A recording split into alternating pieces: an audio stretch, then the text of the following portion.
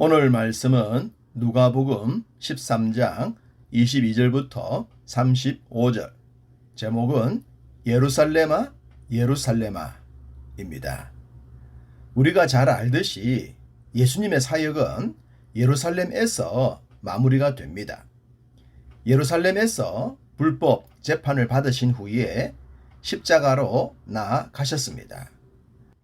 유대인 성인 남자들은 유월절엔 반드시 예루살렘에 가야 했습니다. 예수님께서도 예외는 아니셨죠. 예수님의 공생애는 유월절을 지킨 횟수로 계산을 하는데요. 총 3번의 유월절 중에서 마지막 유월절이 가장 특별했을 것입니다. 마지막 유월절에 세상의 모든 죄를 대속하시기 위해 유월절 어린 양으로 희생이 되시기 때문입니다. 예수님께서 마지막 유월절을 위해 예루살렘에 오르신 것을 예루살렘 상경기라고 부릅니다. 본문 22절. 예수께서 각 성, 각 마을로 다니사 가르치시며 예루살렘으로 여행하시더니, 이 말씀은 마지막 유월절을 지키기 위해 예루살렘으로 향하고 있다는 것을 강조하고 있습니다. 모든 사람들은 자신이 죽는 날을 모릅니다. 심지어 심각한 질병으로 사형 선고를 받았다고 하더라도 말입니다. 감옥에서 사형 집행을 할 때에도 날짜는 알려주지 않는다고 하더라고요. 그만큼 죽음은 쉽게 받아들여지지 않기 때문입니다. 그렇지만 주님은 달랐습니다. 주님은 이번에 예루살렘에 오르시면 체포되실 것과 죄인으로 몰려 죽임 당하게 될 것을 아셨습니다. 그렇다면 주님 입장에서도 이번 예루살렘 행은 특별하지 않았겠습니까? 이제는 2번 다시 올 수 없는 길을 걷고 있기 때문입니다. 그렇기에 주님의 메시지는 그만큼 강력했을 것이고 분명하고 확실했을 것입니다. 그런 주님의 발자취에 어울리는 한 질문이 등장합니다. 23절. 어떤 사람이 여짜오되 주여 구원을 받는 자가 적으니까 그들에게 이르시되, 직접적으로 구원에 대해 물었습니다. 그것도 구원받는 자들의 적은 수에 대해서 말입니다. 이 사람이 누구인지 알 수는 없지만 질문이 상당히 깊이가 있지 않습니까? 주님의 가르침에 어울리는 질문으로 보입니다.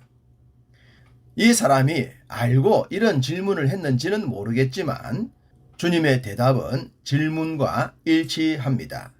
좁은 문으로 들어가기를 힘쓰라. 내가 너희에게 이르노니 들어가기를 구하여도 못하는 자가 많으리라. 믿음의 길, 구원의 길은 좁다는 것을 말씀합니다. 또한 그 길은 힘써야 들어갈 수 있다고 하십니다. 물론 구원은 거저 주시는 은혜이지만 그 은혜를 지키기 위해선 우리의 노력이 필요합니다. 그것이 힘쓰는 것이겠죠. 이단 구원파의 주장처럼 한 번 구원은 영원한 구원이라는 해이한 생각으로 살지 않아야 하는 것입니다. 문 자체가 좁기 때문에 들어가기를 구하여도 못하는 자가 많다고 하셨습니다. 이 말은 원천적으로 문을 좁게 만들어서 들어갈 수 있는 사람도 제한을 시켰다는 의미는 아닙니다. 누구라도 주님을 온전히 고백하면 구원의 은혜를 입기 때문입니다. 그렇기 때문에 이 말씀은 구원에 합당한 믿음을 갖지 못했다는 것을 말씀합니다. 이후에 나오는 말씀을 보면 충분히 이해가 되겠습니다. 문이 닫힌 후에 열어달라고 하는 자들에게 주인은 이렇게 말씀합니다. 나는 너희가 어디에서 온 자인지 알지 못하노라 라고 말입니다. 주인이 모르는 사람이라는 겁니다. 그 사람들은 열어달라고 외쳤지만 말입니다. 짝사랑이라고 할까요? 상대는 하지도 않는 사랑을 혼자서 하는 사랑 말입니다. 관계가 형성되지 않은 사랑은 참 사랑이 될 수 없죠. 지금 주인과 문을 열어달라고 하는 사람의 모습이 이러합니다.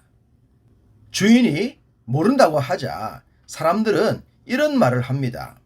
그때에 너희가 말하되 우리는 주 앞에서 먹고 마셨으며 주는 또한 우리를 길거리에서 가르치셨나이다 하나.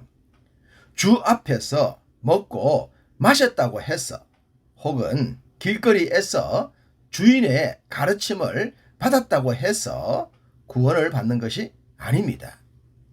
주인을 쳐다보면서 행했다고 하더라도 주인의 눈에 들지 않으면 무용지물입니다. 주님이 왜 바리새인들을, 회당장들을, 때론 무리들을 향해 책망하셨습니까? 형식적인 지식은 있는데 영적인 체험이 없었기 때문입니다. 하나님의 나라 곁가지는 붙들고 있는데 본질과는 거리가 멀었던 것입니다.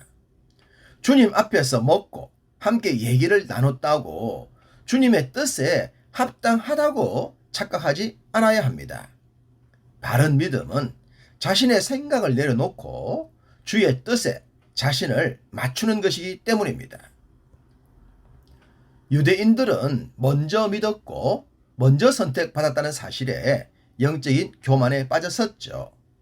30절 보라 나중된 자로서 먼저 될 자도 있고 먼저 된 자로서 나중될 자도 있느니라 하시더라. 그들이 먼저 믿었고 먼저 선택을 받았다고 해서 하나님의 나라의 주인공이 되는 것은 아닙니다. 믿음은 연수가 짧더라도 유대인이 아니더라도 문제가 되지 않습니다. 다만 예수님을 하나님의 아들로 믿고 주님만이 우리의 죄를 대속하실 유일한 구원자이심을 믿어야 하는 것입니다. 당시 종교 지도자들은 이런 믿음이 없었고 구원의 문이 좁아 들어갈 수 없었던 자들의 믿음도 그러했기 때문입니다. 그러니 말씀드린 이 믿음을 가지고 있다면 문의 좁고 넓음에 대해 염려하실 것은 없겠습니다. 주님이 진지한 가르침을 하고 계셨을 때 갑자기 누가 끼어들었습니다. 곧 그때에 어떤 바리새인이 나와서 이르되 나가서 여기를 떠나소서 헤롯이 당신을 죽이고자 하나이다. 주님의 지킴이가 된 양 바리새인이 주님을 돕는 것 같습니다. 이 바리새인이 어떤 의도로 주님께 이런 얘기를 했는지는 명확하지 않습니다. 다만 그가 주님께 도움을 주려고 했다고 하더라도 그의 말엔 영양가가 없습니다. 마치 베드로가 신앙 고백을 한 후에 주님의 십자가 길을 막았듯이 말입니다. 주님은 반드시 예루살렘에 오르셔야 했기 때문이죠. 일반인이라면 죽음이라는 말을 들었을 때 겁이 나거나 흔들렸을 것입니다. 그러나 주님은 다르셨죠. 그래서 바리새인의 말을 들으신 후에 이런 말씀을 주셨습니다. 34절 예루살렘아 예루살렘아 선지자들을 죽이고 내게 파송된 자들을 돌로 치는 자여 암탉이 제 새끼를 날개 아래에 모음같이 내가 너희의 자녀를 모으려 한 일이 몇 번이냐. 그러나 너희가 원하지 아니하였도다. 예수님의 탄식이 가슴에 와 닿으시는지요. 살리기 위해 생명의 문으로 들어가게 하기 위해 그렇게 부르셨고 모으시려 하셨고 가르치셨으며 때론 정론까지 하셨습니다. 그러나 그들은 원하지 않았다고 하십니다. 그래서 그들에겐 좁은 문이 되었고 닫힌 문이 된 것입니다. 주님은 지금도 부르고 계십니다. 그 부르심에 아멘으로 응답하고 그 뜻에 자신을 온전히 맞추는 삶을 오늘도 살아가기를 간절히 소망합니다.